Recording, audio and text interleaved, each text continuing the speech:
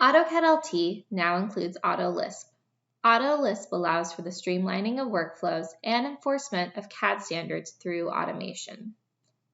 Thousands of previously written programs can be leveraged. Once you find a program you want to run, go to the Manage tab. Click Load Application or use the command Appload. Select your .lsp file and load. It is that easy.